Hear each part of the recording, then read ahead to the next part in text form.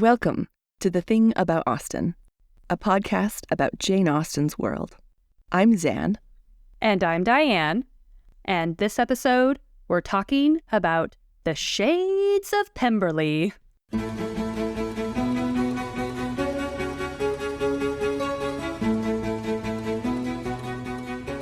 We are discussing a scene near the end of Pride and Prejudice today. Rumors of a potential relationship between Elizabeth and Mr. Darcy have reached Rosings Park, and Lady Catherine de Bourgh is not okay with that. Big surprise, everybody is shocked. So Lady Catherine has traveled to Longbourn and confronts Lizzie with the rumor. Lizzie is understandably deeply annoyed and essentially tells her to back off. None of your business, lady. Yes. And I'm sure nobody is surprised to learn that Lady Catherine, she has more to say. Yeah, I am amazed that that's the case. So here is her follow-up to this. Not so hasty, if you please. I have by no means done. To all the objections I have already urged, I have still another to add. I am no stranger to the particulars of your youngest sister's infamous elopement. I know it all, that the young man's marrying her was a patched-up business at the expense of your father and uncle. And is such a girl to be my nephew's sister? Is her husband, who is the son of his late father's steward, to be his brother? Heaven and earth, of what are you thinking? Are the shades of Pemberley to be thus polluted? At the expense of your father and uncle. Looks like you don't know all after all, Lady Catherine. Yeah, you might be a little bit out of the loop, friend. Weirdly enough, you actually don't have all the particulars. Yes. Yeah, this is quite the scene, right? Yeah. And on the surface of things, this is a really overt statement of Lady Catherine's snobbery and how she perceives class. She clearly doesn't think that Lizzie is good enough to marry Darcy and live at Pemberley. And yet there's a certain amount of ambiguity in the phrase and how she's using it here. So, obviously we're on the case. We are going to sleuth this out. Yes. So there are two words here that really deserve some extra attention in the phrase. So shades and polluted are both terms that have multiple meanings. By defining them a bit more in context, we can then get a better idea of just exactly how rude Lady Catherine is in this scene. So you know that if we have ambiguous terms, we are going to be turning to our dear friend, the OED, and get into a bit of etymological nerdery. So, settle in. It's time to party, everyone. So first, we're going to start with the term shades. There are a couple of different ways we can define the word, but there are two more obvious options. Shades could refer to the dead or to the literal shade or shadows generated by the woods at Pemberley. So first, in reference to the dead, the use of shade in reference to a ghost or deceased person began in the 1610s and was still in somewhat regular use in the early 1800s. And the origins of this is in, Hades and the shades of the underworld and all of that. And if you're thinking of the Disney film Hercules right now, you're on the right track. That is a correct image to have in your head right now. So in Austen's time, it wasn't as typical to use the word shades in reference to ancestral ghosts, like haunting your estate, but it could have been used that way. Catherine Morland would have loved to have used it that way. Absolutely. So if we apply this definition of shades to Lady Catherine's statement, it is then potentially referring to all of the ancestors that have built up Pemberley and the Darcy name. The surname Darcy is actually a really old Norman surname, coming to England with William the Conqueror. The implication here being that Lady Catherine is evoking all these shades from the Darcy heritage, and that they will be turning over in their graves that Lizzie might be the mistress of Pemberley. So that's nice. Yeah. That's kind. Always what you want to hear from your future in-laws, Yeah. So the slightly more obvious meaning And the word usage that would have been a little more prominent during this era as well would be the actual shade from trees on the Pemberley estate. So we're talking about the Pemberley woods in particular. This is most often what people assume Lady Catherine is referring to, again, this being the more common usage of the time. Sure.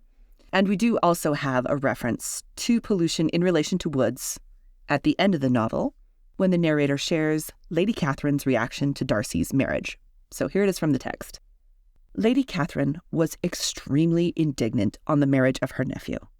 And as she gave way to all the genuine frankness of her character, in her reply to the letter which announced this arrangement, she sent him language so very abusive, especially of Elizabeth, that for some time all intercourse was at an end. But at length, by Elizabeth's persuasion, he was prevailed on to overlook the offence and seek a reconciliation. And after a little further resistance on the part of his aunt, her resentment gave way either to her affection for him or her curiosity to see how his wife conducted herself. And she condescended to wait on them at Pemberley, in spite of that pollution which its woods had received, not merely from the presence of such a mistress, but the visits of her uncle and aunt from the city. What a lovely visitor. Yeah. I do have to appreciate that Darcy cuts her off for a bit, being like, you cannot say that about my wife. No. But then, the fact that she doubles down, apparently in her own mind, being like, I'll be here, but I don't have to be happy about it. These polluted woods. She's lovely. Wow. So that quote seems to be another point in favor of the word shades, likely referring to woods, since pollution here is used directly in conjunction with the Pemberley woods. Right. And all of this combined with the fact that the woods at Pemberley actually get substantial treatment from Austen means that we're going to give it substantial treatment for the moment. So come with us on this journey. Welcome to Pemberley Woods. So earlier in the novel, when Lizzie and the Gardiners decide to visit Pemberley, Mrs. Gardiner explicitly states that the woods are one of the main reasons to visit the estate.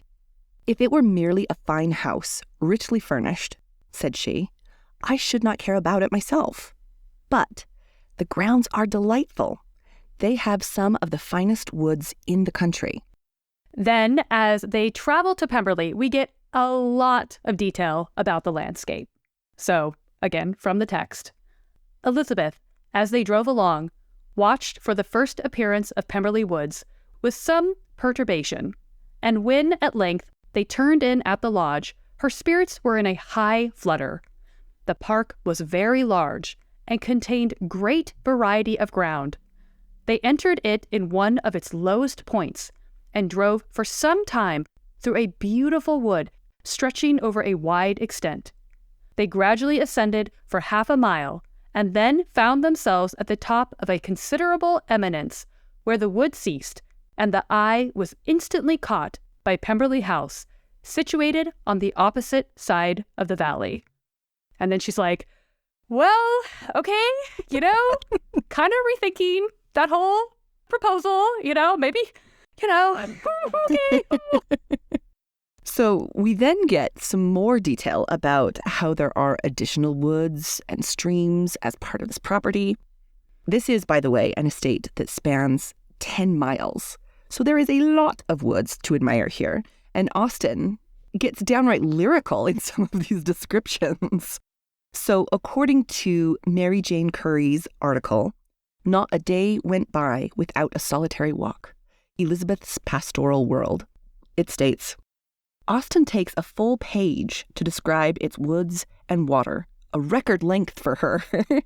We do not usually think of Austen's language as poetic, but here, assonance, the repetition of vowel sounds, reinforces one's impression of sensuous, sweeping curves of hills and streams.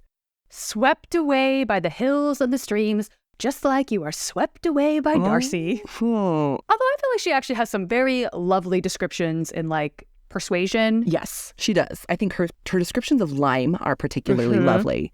I mean, the way that it's used here it is almost like an aphrodisiac. Yes. And especially the way that Elizabeth is experiencing it. Yeah. She sees the woods and she's thinking of Darcy, like, at the exact same time. They are connected. There's a reason why Austen's narrator points out that, Lizzie's over here, quote, felt that to be mistress of Pemberley might be something. So, you don't say. She's like fanning herself. She's like, whew, love a good landscape. Yes. And then later, after the house tour with Mrs. Reynolds, Lizzie and the Gardners go for a walk through some of this landscape and then meet Mr. Darcy. And it seems pretty clear that we're supposed to be associating the beauty of the landscape and the Pemberley Woods as a metaphor for his capable stewardship of land and tenants. And this is attractive to Lizzie. And also just like, beautiful woods. Beautiful man in the beautiful woods. Yeah. Beautiful landscape. Beautiful man emerging from said landscape. Like, yes. Okay. Yeah, it's not really subtle. I mean, I appreciate this. I do. And so during the house tour and even back in Lambton, Darcy's attentiveness as a steward of the land and his assistance to the poor is something that is specifically mentioned. Yeah. And according to Curry, these references would have had a big impact on Austen's contemporary readers, since 1812 was particularly bad for the poor in England. And enclosures of common land cut off some people's access to some important resources like grazing land, kindling, and even some small game. Hearing that he's such a good landlord is, again, like very culturally relevant, not just to Lizzie, but kind of to a broader audience here. Right. Well, and the trend here for wealthy landowners to make improvements to their estates, and I'm using the air quotes around improvements, was also a big trend, like we see in Mansfield Park. And these improvements also had an impact on the way that estate tenants were kind of engaging with the land. So according to Richard Gill and Susan Gregory in their book, Mastering the Novels of Jane Austen, one of the arguments against improvements was that, quote, newly planted woods, as opposed to ancient ones, afforded little firewood for the poor. So when the people in Lambton and Mrs. Reynolds say that Darcy is a good landlord and a friend to the poor, there is an implication that the shades of Pemberley Woods are full of kindling, and Darcy is sensitive to the fact that there's going to be those larger demands in the region. Yeah, he doesn't seem like the type to just sort of arbitrarily move his woods and replant them. Yeah. Or, like recommending turning a house 90 degrees just for the fun of it or whatever. Yeah. So, not that we know of a character that would do that. And so all of this contributes to Elizabeth's good opinion of Darcy, who she meets while walking through his gorgeous estate. Mm-hmm. And as Curry writes, quote, the language suggests a merging of desires, experiencing natural beauty with forming a relationship with Mr. Darcy. The ground's natural beauty, described in all their fertility, seem a projection of his masculinity, fertility as ability to reproduce, and his imagination, fertility of mind, as well as his capacity to create himself anew for Elizabeth, fertility as ability to become a new individual. So these are fertile woods in more ways than one. Yeah, lots of fertility. But it is interesting to like kind of think about, we have joked about it a lot, that when she sees his estate, she's kind of like, huh, Mm-hmm. like, yeah, there is something about like seeing his domain that is very alluring to her. Yeah.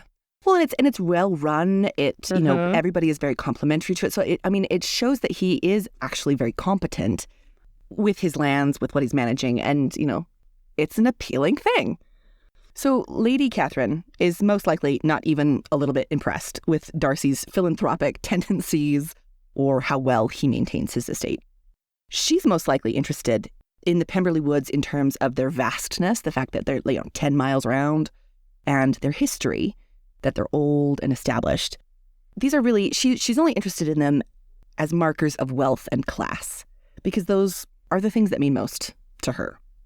And as a result, the ambiguity of the term shades accommodates both wealth and class. The Pemberley Woods and the Darcy forebears are both conjured in this reference. Lady Catherine is not done. She's got more insulting to do. She says the shades of Pemberley will be polluted if Lizzie marries Darcy. And so we're going to unpack that one a little bit as well. Yeah. So, I mean, obviously it's just rude, full stop. But yeah, there is some ambiguity in this one too. So the first definition of pollute is to make physically impure, foul, or filthy, and especially in our contemporary moment, to contaminate the air, water, land, etc. So we're familiar with the term in these kinds of ideas of physical pollutants. So this definition doesn't really come into play in terms of literal or physical pollutants in the novel. Instead, Lizzie's physical presence becomes a form of metaphorical pollutant, and the pollutant, according to Lady Catherine, is couched in terms of class. So again, a very lovely thing to be hearing about yourself. Yeah, this is yet again a really overt dig at Lizzie's family here. Lady Catherine will concede that Mr. Bennet is a gentleman, but Lizzie's extended family, like the Gardners and the Phillipses, they work for their income.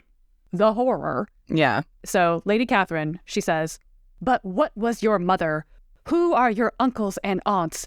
Do not imagine me ignorant of their condition."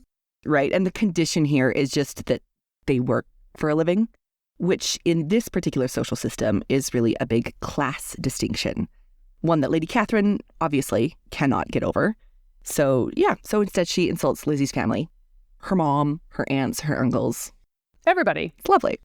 Lady Catherine is also implying that Wickham is a class-related pollutant when she says, "Is her husband, who is the son of his late father steward, to be his brother?"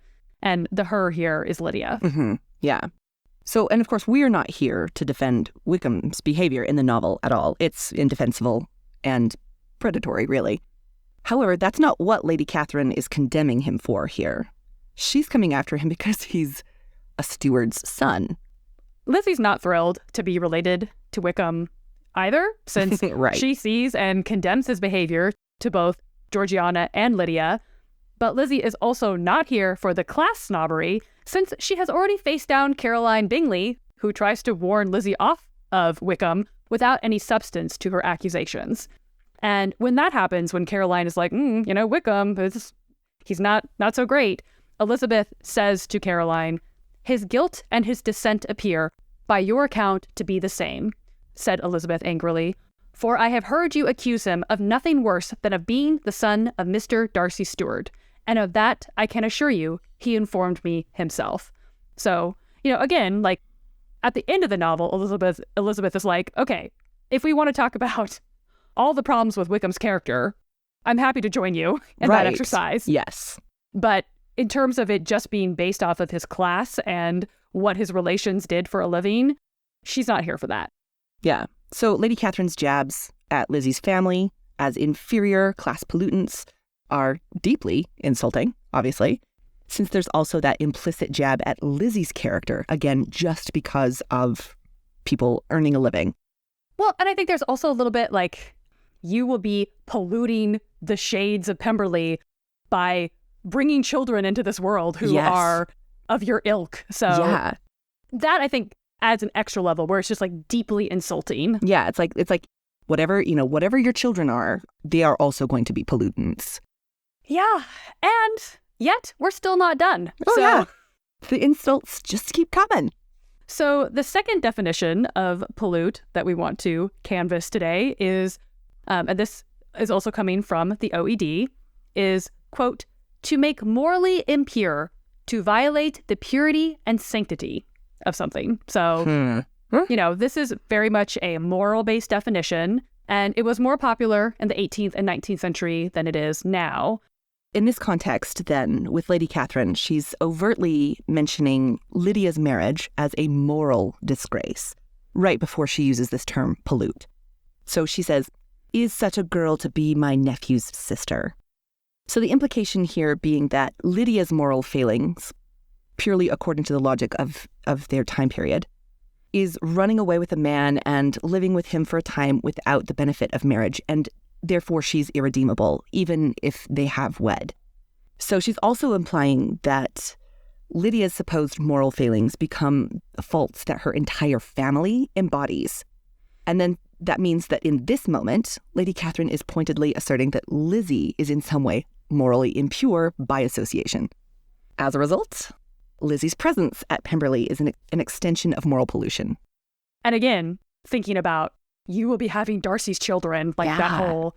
You can just imagine that if this conversation had kept going, she would have gotten into that kind of insult territory. Yes. It would have been really bad. Yes. Are the shades of Pemberley to be thus polluted? Like, okay. Like once you hear it with all of those like underlying implications, that is so far beyond okay. Yeah, it is an insult. And it's really no wonder that Lizzie has had it. You know, she says to Lady Catherine, "You can now have nothing further to say," she resentfully answered. "You have insulted me in every possible method." And for Lizzie to actually maintain her cool enough to be able to articulate that and then be like, "I am leaving." Lady Catherine goes on to kind of try and push further, and Lizzie's like, "I'm done. Thanks." Yeah. She puts up the boundary and she's like, "No, we're done." I mean, the scene is also, of course, I think really demonstrating the fact that for all of Lady Catherine's talk of class distinction and whatever, here in this moment, she has no class. Zero class. Yeah. And she's come to Lizzie's home to tell her this. So she's actually physically come to, again, you know, the small wilderness that they're walking in. It's a kind of a small parallel to this idea of shades of Pemberley. And so she's physically come to Lizzie's house to insult her, her family, everything. And zero class, absolutely zero class. And, you know, the fact that, you know, Lady Catherine is like, "I'm going to go tell Darcy," and she thinks that that's going to fix things. Little does she know that she's just like, oh, this has taught me to hope. Okay. Right? Well, and when we talk about this in terms of adaptation, it's kind of interesting to see the way that this has been put in the films, too. So the 95 version makes this scene really interesting in terms of, like, it's very stinging. You can kind of see Lizzie getting more and more upset. Like, she's witty and she's barbed in her responses, but you can see that by the end, she's like, "You have insulted me in every single way. No." And it's interesting, too, that the way that the camera is kind of working in the moment when Lady Catherine delivers the line about the shades of Pemberley, she's kind of framed by kind of there's like a doorway that's behind her, and she actually looks small. Even though it's a full body shot, there's a smallness about her physically that the camera encapsulates. And I think that is brilliant framing, because you get the idea that this is her final plea, and she's trying to make this the most impassioned, like, "You could not possibly be my nephew's wife." Yeah. And we obviously have to talk about the 2005 version, because Lady Catherine arrives in the middle of the night, and so it is drama. So much drama. Everyone's in their jammies. It's just... They're like, "Is the house on fire? Like, what is going on?" "Nope, I'm just coming in the middle of the night to insult you. That's what's happening." What a moment. Love the timing of that one. Mm-hmm. If you have any thoughts on this or other topics, you can find us on Instagram at The Thing About Austen and on Twitter at Austen_things. You can also check out our website, thethingaboutaustin.com, and email us at thethingaboutaustin@gmail.com. Stay tuned for our next episode, where we will be talking about the Bertram sisters' puzzles. Thanks for listening. Bye!